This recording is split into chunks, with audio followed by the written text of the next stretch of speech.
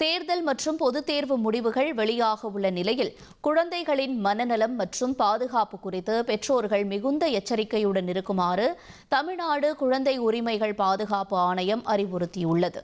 இது தொடர்பாக அறிக்கை வெளியிட்டுள்ள ஆணையத்தின் தலைவர் சரஸ்வதி விஜயா, இந்த தேர்தல் களத்தில் 18 வயதிற்குட்பட்ட குழந்தைகள் மனரீதியாக தூண்டப்பட்டு சட்டவிரோதமாக பிரச்சாரங்களில் பயன்படுத்தப்பட்டதாக புகார்கள் எழுந்துள்ளதை சுட்டிக்காட்டியுள்ளார்.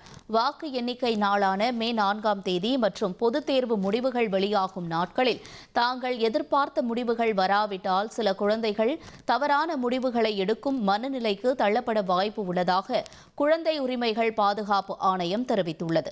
எனவே அந்த நாட்களில் பெற்றோர்கள் குழந்தைகளுடன் அதிக நேரத்தை செலவிட்டு அவர்களை ஆற்றுப்படுத்த வேண்டும் என்றும் ஏதேனும் அவசர உதவி தேவைப்பட்டால் 1098 என்ற இலவச எண்ணை தொடர்பு கொள்ளலாம் என்றும் கேட்டுக் கொள்ளப்பட்டுள்ளது.